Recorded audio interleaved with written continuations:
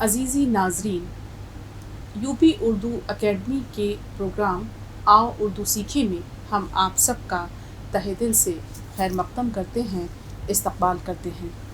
जैसा कि हम सब जानते हैं कि उत्तर प्रदेश उर्दू एकेडमी का मकसद इस प्रोग्राम के ज़रिए न सिर्फ़ ये कि आपको उर्दू ज़बान सिखाना है, बल्कि हमारा मकसद ये भी है कि आप उर्दू अदब को भी दिलचस्पी और अपनी तवज्जो का मरकज़ बना सकें।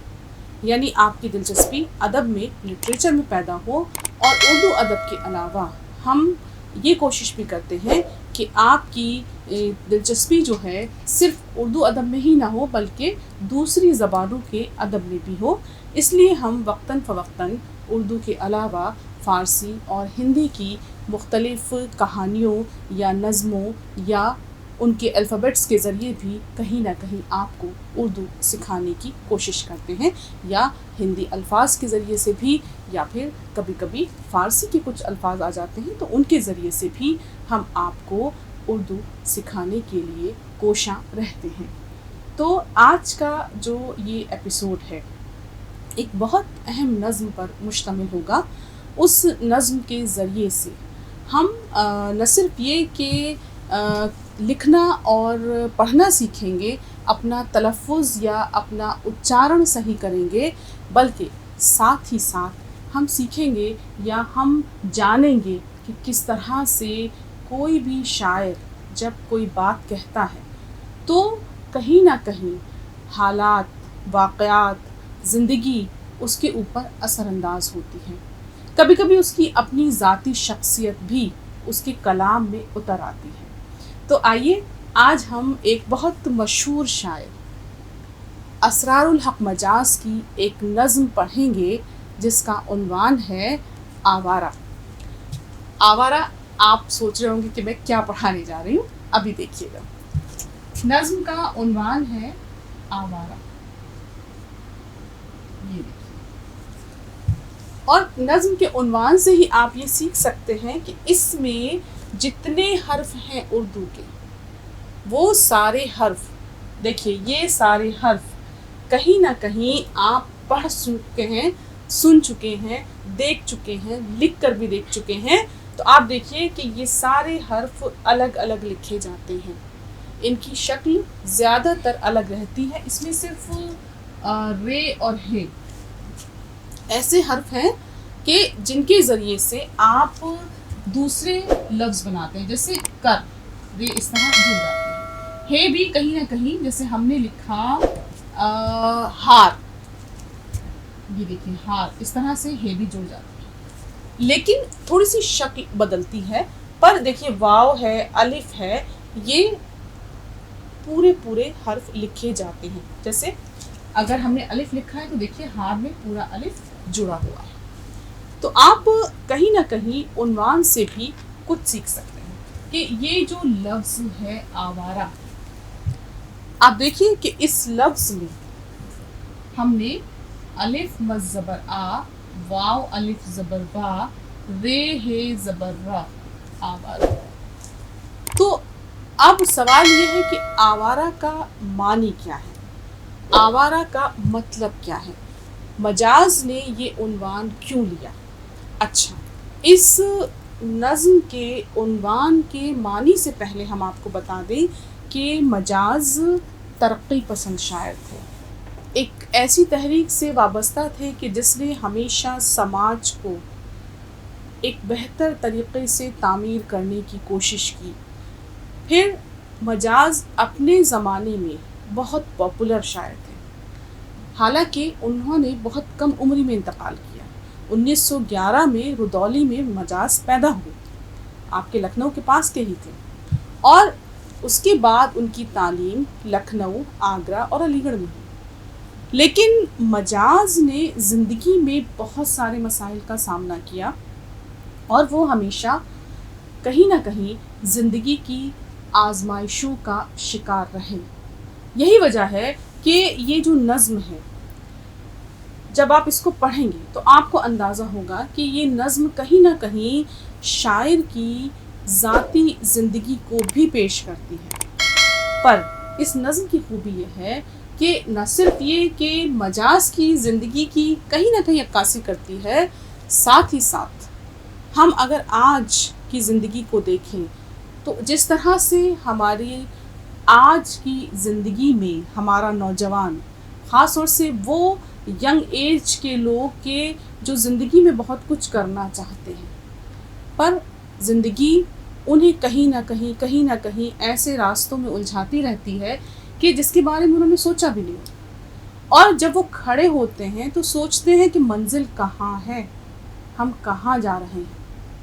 تو مجاز جو تھے وہ 1911 میں پیدا ہوئے، اکتوبر 1911 میں رودولی میں، اور اس کے بعد تعلیم حاصل کرنے کے بعد انہوں نے بہت سی جگہ ملازمت بھی کی، اور یہ بھی ہوا کہ بیمار بھی بہت ہوئے، اور انہیں کئی بار 1940 میں، 1915 میں، 1952 میں دورے بھی پڑے، لیکن پھر وہ صحت یاب ہو گئے اور شاعری کی دنیا میں واپس بھی آ گئے، اور دسمبر 1956 میں ان کا دماغ کی نسیں پھٹ جانے سے انتقال ہو گیا۔ یہ ہمارا وہ پیارا شاعر تھا کہ ایک زمانے میں جس کے مجموعہ کلام کو، یعنی جو اس کا پوئٹری کا کلیکشن تھا، اس کو خواتین اپنے تکیے کے نیچے رکھ کے سوتی تھی، اتنا مقبول شاعر تھا۔ لیکن بہرحال ان کا جو مجموعہ کلام تھا آہنگ، وہ بے حد مشہور ہوا، اور مجاز اپنے زمانے میں خود بہت مقبول اور ہر دل عزیز شاعر تھے۔ تو ان کی ایک نظم ہے۔ اچھا، ہمارا کلاس کیونکہ یہاں موجود ہے اور ابھی تک میں ہی بول رہی ہوں، آپ لوگ نہیں بول رہے ہیں، تو یہ بتائیے کہ میں نے یہ ایک عنوان لکھا، ابھی ہم اس کے معنی کی طرف بھی آئیں گے۔ ایک بہت مشہور نغمہ بھی ہے اس عنوان پر جو بہت مقبول ہوا ہے، راج کپور پر فلمایا گیا ہے، مکیش نے اس کو گایا ہے، بتائیے۔ جی میم، وہ گانا میم اس طرح سے ہے، جی، آوارہ ہوں یا گردش میں ہوں، آسمان کا تارا ہوں، گھر بار نہیں سنسار نہیں، مجھ سے کسی کو پیار نہیں، عمدہ، بہت اس پار کسی سے ملنے کا اقرار نہیں، مجھ سے کسی کو پیار نہیں، انجان نگر سنسان ڈگر کا پیارا ہوں، آوارہ ہوں۔ بہت بہت خوب جواب، بہت صحیح جواب آپ نے دیا ہے، اور اگر آپ کو یاد ہے تو آپ اس کے آگے بھی پڑھتے ہیں کیونکہ مجھے بہت آسانی ہوگی پھر اس عنوان کی وضاحت کرنے میں۔ جی آگے ہے میم ایسے، جی، آباد نہیں برباد سہی، گاتا ہوں خوشی کے گیت مگر، زخموں سے بھرا سینہ ہے میرا، ہستی ہے مگر یہ مست نظر، دنیا میں تیرے تیر کا یا تقدیر کا مارا ہوں، آوارہ ہوں۔ گڈ، بہت بہت صحیح جواب دیا آپ نے راجیش، بہت عمدہ۔ دیکھیے، یہ جو ایسے، پہلی بات تو یہ کہ آج کسی کو یہ نغمہ یاد ہو اور وہ ہمیں باقاعدہ اس کی ورڈنگ یا اس کی جو لیرکس ہے وہ ہمیں سنا دے، یہ بڑی بات ہے۔ بہت خوب، آپ نے، بہت شاباشی آپ کو ہے۔ اور دیکھیے، اب یہ جو نغمہ تھا کہ آوارہ ہوں، وہ بار بار کہتا ہے آوارہ ہوں یا گردش میں ہوں، آسمان کا تارا ہوں۔ آپ تصور کریے کہ آسمان کا تارا جو ہے وہ کیا کرتا ہے، گھومتا رہتا ہے، گردش، اور جب وہ گھومتا ہے تو اسے یہ نہیں پتا ہوتا کہ وہ کدھر جائے گا، وہ آسمان پہ ادھر سے ادھر، ادھر سے ادھر، تارا جو ہے وہ گردش میں ہوتا ہے۔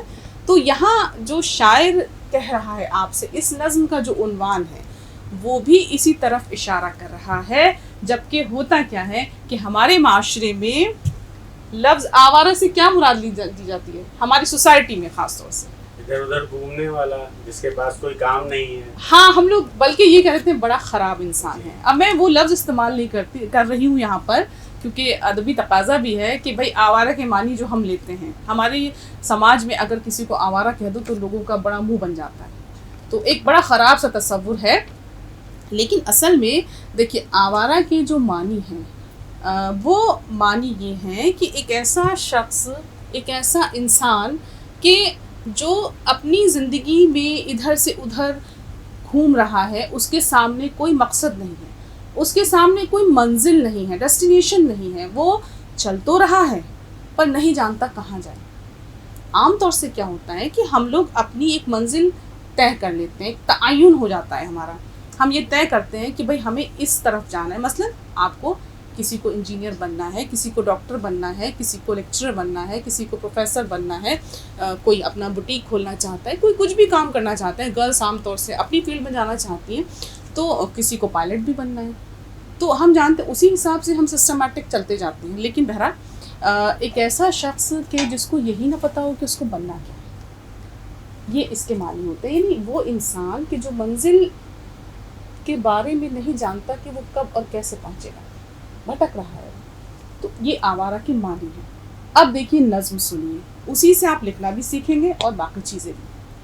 شہر کی رات اور میں ناشاد و ناکارہ پھروں, جگمگاتی جاگتی سڑکوں پہ آوارہ پھروں, غیر کی بستی ہے کب تک در بدر مارا پھروں, اے غم دل کیا کروں, اے وحشت دل کیا کروں. اب پہلے آپ کچھ لفظ لکھنا سیکھ لیجیے جس سے ہمارا مقصد پورا ہو. مقصد نظم سنانا تو ہے ہی, لیکن ساتھ ہی کچھ لفظ. اب جیسے شہر کی رات اور میں ناشاد, ناشاد. اب دیکھیے ناشاد ناخوش, یعنی شاعر خوش نہیں ہے. پھر اس کے بعد ناکارہ, کسی کام کا نہیں, کوئی کام نہیں اس کے پاس. اب ہمیں سیکھنا یہ ہے کہ اس میں آپ بتائیں گے اب راجیش کہ اس میں کون کون سے حرف آ رہے ہیں؟ نون, ہاں, الف, شین اور دال. الف اور دال, ناشاد. تو اور پھر دیکھیے ہم نے کس طرح سے ان کو شارٹ کر کے یہاں لکھا ہے, کس طرح سے مختصر کر کے ان حرفوں سے ایک لفظ بن گیا. ایسے ہی ناکارہ میں بتائیے. نون, الف, کاف, الف, رے, ہے. شاباش. اب دیکھیے دو لفظ ہم نے سیکھے. ناکارہ یعنی ایک ایسا انسان کہ جو خوش بھی نہیں ہے اور جس کے پاس کوئی ایسا کام نہیں ہے, وہ گھوم رہا ہے بغیر کسی کام کے. تو شہر کی رات, شہر کی رات کیسی ہوتی ہے؟ جگمگ کرتی ہے, لائٹس ہوتی ہیں, اس میں رونقیں ہوتی ہیں, اس میں دنیا بھر کی خوشیاں ہوتی ہیں. لیکن ایک شخص ہے وہ گھوم رہا ہے اکیلا, اور وہ یہ کہہ رہا ہے شہر کی رات ہے اور میں ناشاد ہوں, میں ناخوش ہوں, میرے اندر کوئی خوشی نہیں, میں ناکارہ ہوں, میرے پاس یا تو یہ سمجھ لیجیے کوئی کام نہیں یا میں کسی کام کا نہیں. جگمگاتی جاگتی سڑکوں پہ آوارہ پھروں, جگمگ جگمگ لائٹ ہے, رونقیں ہیں, خوشیاں ہیں, مسرتیں ہیں, لیکن میں گھوم رہا ہوں ایسے ہی. غیر کی بستی میں کب تک در بدر مارا پھروں, جس جگہ شاعر ہے وہ جگہ انجان ہے. کہتا ہے کہ کیسے میں یہاں سے وہاں, دوسرے کی بستی ہے, اجنبی بستی ہے, کیسے میں ادھر سے ادھر گھومتا پھروں, اے غم دل کیا کروں, اے وحشت دل کیا کروں. دیکھیے یہاں نفسیات, سائیکلوجی کہ کس طریقے سے شاعر کا دل ناخوش ہے, اس لیے اسے نہ جگمگاتی سڑکیں اچھی لگتی ہیں, نہ اسے ایک پررونق بستی اچھی لگتی ہے. اس کا دل وحشت سے, اس کا دل غم سے بھرا ہوا ہے, اور وہ بار بار یہ سوال کرتا ہے کہ میں کیا کروں. اب دیکھیے پھر منظر ہے بڑا خوبصورت. جھلملاتے قمقموں کی راہ میں زنجیر سی, رات کے ہاتھوں میں دن کی موہنی تصویر سی, میرے سینے پر مگر دہکی ہوئی شمشیر سی, اے غم دل کیا کروں, اے وحشت دل کیا کروں. قمقمے جل رہے ہیں, لائٹس جل رہی ہیں, بہت کچھ ہے. تو یہاں بھی اس کا دل کسی بھی چیز کی طرف متوجہ نہیں ہوتا. پھر کہتا ہے, اب دیکھیں یہاں سے اس کے دل کی کیفیت کا اندازہ ہوگا. یہ روپہلی چھاؤں, یہ آکاش پر تاروں کا جال, سنہرا سنہرا سب کچھ ہے, تارے موجود ہیں, جیسے صوفی کا تصور, جیسے عاشق کا خیال. آہ لیکن کون جانے, کون سمجھے دل کا حال. کہا سب کچھ بڑا خوبصورت ہے, سب کچھ بڑا سندر ہے, اچھا ہے, لیکن دل اداس ہے. کون سمجھتا ہے؟ کوئی نہیں جانتا. ہر کوئی یہی سمجھتا ہے کہ بھائی ٹھیک ہے یہ شخص جا رہا ہے, بڑا سکسیسفل ہے, بڑا کامیاب ہے, اس کے پاس تو بہت کچھ ہے, لیکن اس کے دل پر کیا بیت رہی ہے یہ کوئی نہیں جانتا. اب دیکھیے یہ جو مصرع ہے کہیں نہ کہیں یہ ہم میں سے کسی کی بھی زندگی پر لاگو ہو سکتا ہے. اب دیکھیے یہاں کتنا خوبصورت مصرع ہے, اس کو ہم لکھ کر بھی دیکھتے ہیں. آہ لیکن کون جانے, کون سمجھے دل کا حال. اب دیکھیے سمجھے ہم اس کو سیکھتے ہیں. سمجھے میں بتائیے کون کون سے حرف آئے. موہن آپ بتائیے. سین, सीन मीम समझे, झे, झे 2 हर्फों से मिलकर बना है। जीम, जी 2 चश्मी है, फिर बड़ी ये, समझे, समझे। जी मैम। तो ओके, तो ये हुआ। अब ये कह रहा है शायर, आह लेकिन कौन जाने कौन समझे दिल का हाल। अब देखिए समझे को लिखा किस तरह, सीन को शॉर्ट किया, फिर मीम लिया, फिर जीम का शॉर्ट वो एक छोटा सा हिस्सा लिया, फिर उसमें झे लिया, ये इस तरह से, मतलब जीम और 2 चश्मी है मिलकर झे बन गया। तो पहले सीन, देखिए सीन, फिर मीम, फिर जीम, फिर 2 चश्मी है, फिर बड़ी, समझे। तो अब देखिए किस तरह, सीन, मीम, फिर ये झे और ये, समझे। आह लेकिन कौन जाने कौन समझे दिल का हाल, ए गमे दिल क्या करूं, ए वहशते दिल क्या करूं। फिर मुलाहजा कीजिएगा अगला बंद, हम ये आधी नज़्म पढ़ेंगे क्योंकि आधी नज़्म बेहद दिलचस्प है। उसके बाद की जो नज़्म है उसमें शायर के तरक्की किस्म ख्यालात मिलते हैं, वो इंशाल्लाह हम फिर कभी पढ़ेंगे। इस पे हम आधी नज़्म पर ही अपना फोकस करेंगे। फिर वो टूटा एक सितारा, फिर वो छूटी फुलझड़ी। देखिए रात का मंजर है, जाने किसकी गोद में आई ये मोती की लड़ी। आमतौर से हमने देखा है सितारा टूटता है, फुलझड़ी सी छूटती है और हमें लगता है कि हमारी तरफ आ रही है या किसकी तरफ जा रही है। हुक सी सीने में उठी, चोट सी दिल पर पड़ी। पर ये सब देखकर बहुत कुछ याद आ जाता है। तो शायर के दिल में तकलीफ होती है, उसे दर्द होता है, उसे एक उसके दिल में एक हुक उठती है कि मैं कहाँ से कहाँ आ चुका हूँ। फिर उसके बाद देखिए, रात हंस हंस कर ये कहती है कि मैं खाने में चल। उसको अब मैं खाने का मतलब ये नहीं होता कि शायर किसी शराब खाने में चला जाएगा और शराब पीने बैठ जाएगा, नहीं, ज़िंदगी की खुशियाँ उसको बुलाती हैं कि आइए, लेकिन वो कहीं नहीं जाना चाहता। रात हंस हंस कर ये कहती है कि मैं खाने में चल, फिर किसी शहनाज लाला रुख के काशाने में चल। ये नहीं मुमकिन तो फिर ए दोस्त वीराने में चल, ए गमे दिल क्या करूं, ए वहशते दिल क्या करूं।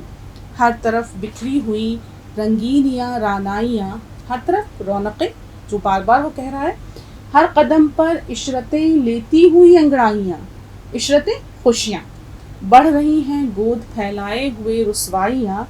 ए गमे दिल क्या करूं, ए वहशते दिल क्या करूं। देखिए जैसे जैसे मैं नज़्म पढ़ रही हूँ, गम, आपको अपना तलफ़ुज़ भी ठीक रखना है। इस तरह से इशरते में शीन का तलफ़ुज़ ठीक रखना है। रास्ते में रुक के दम ले लूँ, मेरी आदत नहीं। देखिए ज़िंदगी को उसने अपनी एक तरीक़े से कहीं ना कहीं बहुत हरकत में रखा है। कहता मैं थक कर रुकना नहीं जानता हूँ, मेरी आदत नहीं है कि मैं सोचूं अरे अब ये हो गया तो मैं रुक जाऊँ, ऐसा कुछ नहीं। ज़िंदगी की जद्दोजहद में शायर मुसलसल चलता जा रहा है और चलता जा रहा है, लेकिन क्या है, लौट कर वापस चला जाऊँ मेरी फितरत नहीं। ज़िंदगी से भागना भी नहीं है उसको, उस जद्दोजहद में डटे रहना है। कुदरत ने उसको वो सलाहियत दी है, पर यहाँ जो उसका दुख है वो यहाँ सामने आता है, और ये हम में से किसी का भी दुख हो सकता है। ये इस नज़्म की खूबी ही ये है कि ये सिर्फ शायर के दुख की तस्वीर नहीं है, उसके गम की तस्वीर नहीं है। हम में से हर इंसान कभी ना कभी ज़िंदगी में इस सूरत से ज़रूर गुज़रता है। और देखिए वो कोई ज़रूरी नहीं कि वो इश्क करे तभी गुज़रेगा। हो सकता है कि हम किसी इंसान पे बेहद भरोसा करते हों और अगर वो हमारे साथ नहीं तो फिर कैसा लगता है। तो शायद यही कहता है, रास्ते में रुक के दम ले लूँ, मेरी आदत नहीं, लौट कर वापस चला जाऊँ मेरी फितरत नहीं, और कोई हमनवा मिल जाए ये किस्मत नहीं। हमनवा साथी, वो शख्स जिससे हमारा दिल दिमाग मिलता है, वो शख्स जो हमारे सफ़र में हमारा साथ दे। वो दोस्त भी हो सकता है, वो महबूब भी हो सकता है, वो ऐसा शख्स भी हो सकता है कि जिसको हम बेपनाह चाहते हों। तो कहता है कि मेरी ये किस्मत भी नहीं है कि मुझे कोई ऐसा साथी मिल जाए। अब यहाँ लफ्ज़ आया किस्मत, किस्मत का काफ सही होना चाहिए, किस्मत आप नहीं पढ़ेंगे उसको। मोहन फिर से पढ़िए, क्या लफ्ज़ है? किस्मत। किस्मत, शाबाश, आज तो आप लोग बड़े अच्छे जवाब दे रहे हैं। किस्मत, ये देखिए پھر ایک اور لفظ بار بار اس میں آ رہا ہے، یہ آ رہا ہے، دیکھیے یہ کیا لفظ ہے؟ غم. ٹھیک، دونوں کو پڑھیے، قسمت اور غم. ٹھیک، شاباش. تو اب وہ یہ کہتا ہے کہ میری قسمت بھی نہیں کہ مجھے کوئی ایسا ساتھی مل جائے. پھر کہتا ہے، اور زندگی پھر اسے کہیں نہ کہیں چیلنجز دے رہی ہے. منتظر ہے ایک طوفان بلا میرے لیے. اب دیکھیے منتظر کا زوئے آپ کا ٹھیک ہونا چاہیے. اب اس کو ہم منتظر پڑھیں، کیا پڑھیں؟ منتظر. منتظر، شاباش. اب دیکھیے منتظر میں کیا کیا لفظ آئے؟ میم، نون، تے، زوئے، شاباش، رے. منتظر. اب دیکھیے پھر ہم نے ان کو کیسے جوڑا. میم کو شارٹ کیا، یہ نون کا شوشہ لیا، تے کا لیا، پھر زوئے لے گئے، پھر اس میں رے آ گئے. منتظر. ٹھیک، تو منتظر ہے ایک طوفان بلا میرے لیے، اب بھی جانے کتنے دروازے ہیں وہاں میرے لیے. دیکھیے زندگی میں ہمارے پاس بہت سارے موقع ہوتے ہیں، لیکن ہم اسی اپورچونٹی کی طرف جاتے ہیں کہ جو ہمارے لیے فائدے مند ہے، جو ہمارے لیے بینیفیشیل ہے، جس میں ہم دیکھتے ہیں کہ ہماری پسند بھی شامل ہو، ہماری ترقی بھی ہو، ہم جاتے ادھر ہی ہیں. تو شاعر کے پاس بھی بے انتہا مواقع ہیں، زندگی اس کو بار بار بلاتی ہے اپنی طرف. وہ کہہ رہا ہے منتظر ہے ایک طوفان بلا میرے لیے، اب بھی جانے کتنے دروازے ہیں وہاں میرے لیے، وہاں کھلے ہوئے، پر مصیبت ہے میرا عہد وفا میرے لیے. لیکن کہیں کوئی کمٹمنٹ کیا ہے، کہیں کوئی وعدہ کیا ہے. تو کہہ رہا ہے کہ میں نے جو وعدہ کیا ہے وہ وعدہ میرے لیے پہلی پرائرٹی پر ہے، پر اس کی وجہ سے جو اور موقع میرے پاس آ رہے ہیں میں ان موقعوں سے کہیں نہ کہیں دور جا رہا ہوں، میں ان کو اپنے ہاتھ میں نہیں لے سکتا. اے غم دل کیا کروں، اے وحشت دل کیا کروں. لیکن پھر جھلاتا ہے، پھر کہتا ہے جی میں آتا ہے کہ اب عہد وفا بھی توڑ دوں. کہ جو کمٹمنٹ کیا ہے، آپ نے سنا ہی ہوگا کہ سلمان خان کمٹمنٹ کرتا ہے پر وہ توڑتا نہیں ہے. لیکن دیکھیے ہمیشہ یاد رکھیے کہ زندگی میں کبھی کبھی انسان اتنا مجبور ہو جاتا ہے کہ اسے بہت ساری چیزوں کے لیے سمجھوتے کرنے پڑتے ہیں، اور اگر ایسا نہیں کرے گا تو زندگی ختم ہو جاتی ہے. کیوں؟ کیونکہ بعض چیزیں ہمیں بالکل مجبور کر دیتی ہیں. تو بہرحال تو وہ یہاں یہی کہتا ہے کہ جی میں آتا ہے کہ اب عہد وفا بھی توڑ دوں، ان کو پا سکتا ہوں میں یہ آسرا امید، یہ آسرا بھی چھوڑ دوں. ہاں مناسب ہے یہ زنجیر وفا بھی توڑ دوں، یہ زنجیر ہوا بھی توڑ دوں. وفا نہیں، ہوا. ہاں مناسب ہے یہ زنجیر ہوا بھی توڑ دوں. یعنی اب شاعر جو ہے وہ یہ چاہتا ہے کہ وہ اس وعدے سے کہیں نہ کہیں باہر آئے. کیونکہ اگر آپ اس نظم کو مزید سمجھنا چاہتے ہیں تو ضروری ہے کہ آپ مجاز کی جیونی پڑھیں. یہاں ہمارا مقصد کیونکہ آپ کو اردو سکھانا ہے، ان کی جیونی پڑھانا نہیں ہے، یا ان کی زندگی کے حالات نہیں بتانا ہے. تو مجاز اگر یہ کہہ رہے ہیں کہ جو ہم نے کمٹمنٹ کیا تھا اگر ہم اس کو توڑ دیں، اگر ہم یہ مانیں کہ یہ بات مجاز کی ذاتی زندگی سے تعلق رکھتی ہے، تب تو اگر ان کی زندگی کے بارے میں جب آپ پڑھیں گے تو آپ کو سمجھ میں آئے گا کہ شاعر ایسا کیوں کہہ رہا ہے. اس کا ریزن ہے، اس کی وجہ ہے، اس کا سبب ہے. تو آخر میں شاعر یہ کہتا ہے جی میں آتا ہے کہ اب عہد وفا بھی توڑ دوں، ان کو پا سکتا ہوں میں یہ آسرا بھی چھوڑ دوں. ہاں مناسب ہے یہ زنجیر ہوا بھی توڑ دوں. اے غم دل کیا کروں، اے وحشت دل کیا کروں. یہاں تک جو یہ نظم ہے کہیں نہ کہیں ہم سب کی زندگی سے ایک گہرا تعلق رکھتی ہے، کیونکہ ہم سب کہیں نہ کہیں زندگی میں جدوجہد بھی کرتے ہیں، اپنی منزل کو پانا بھی چاہتے ہیں. پر ہوتا کیا ہے، منزل اگر ہم سے بہت دور ہے اور ہم اس کا تعین نہیں کر پا رہے ہیں کہ وہ ہماری منزل ہے، تو ہمارا بھٹکنا طے ہے. تو ہمیں یہ تو سوچنا ہی پڑے گا کہیں نہ کہیں، چاہے ہم طالب علم ہوں، چاہے ہم اپنی تعلیم مکمل کر چکے ہوں، یا ہم اسٹرگلر ہوں، جدوجہد کر رہے ہوں، تب بھی یہ فیصلہ ہمیں لینا ہی پڑے گا کہ ہمیں جانا کہاں ہے. تو شاید جو یہاں کہہ رہا ہے وہ یہ کہہ رہا ہے کہ زندگی ہمیں بار بار چنوتیاں بھی دیتی ہے، زندگی ہمیں بار بار چیلنجز بھی دیتی ہے. وہ یہ کہتی ہے کہ آؤ تمہاری منزل ادھر ہے، پر ہم جائیں گے تبھی نا کہ جب ہم طے کر پائیں۔ تو یہ نظم بیحد خوبصورت نظم ہے۔ آوارہ نظم جو ہے وہ شاعر کی ایک ایسی نظم ہے کہ جو کہیں نہ کہیں بہت سارے پوائنٹ آف ویو سے، بہت سارے نکات سے ہمارے دل و دماغ پر اثر کرتی ہے۔ تو اس نظم کے ذریعے سے آج ہم نے نہ صرف یہ کہ بہت سے الفاظ لکھنا سیکھے، تلفظ بھی ٹھیک کیا، اور ساتھ ساتھ ایک ایسی نظم سنی کہ جس کا تعلق ہمارے دل سے ہے۔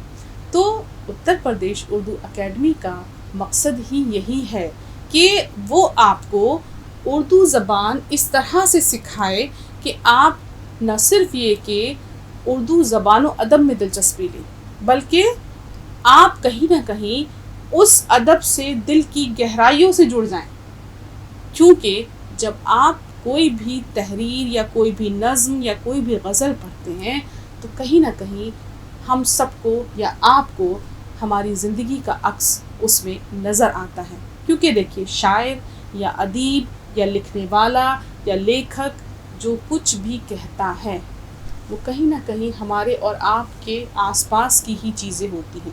وہ سماج میں ہی سب کچھ دیکھتا ہے، کیونکہ وہ خود سماج کا ایک حصہ ہے۔ تو یہ نظم آوارہ بھی ایک ایسی ہی نظم ہے کہ جو ہمارے دل و دماغ پر بہت اثر انداز ہوتی ہے، اور ہر آدمی سوچتا ہے کہ جیسے کہ ایک شعر بھی ہے کہ دیکھنا تقریر کی لذت کہ جو اس نے کہا، کہ مجاز نے جو کچھ بھی کہا، دیکھنا تقریر کی لذت کہ جو اس نے کہا، میں نے یہ جانا کہ گویا یہ بھی میرے دل میں ہے۔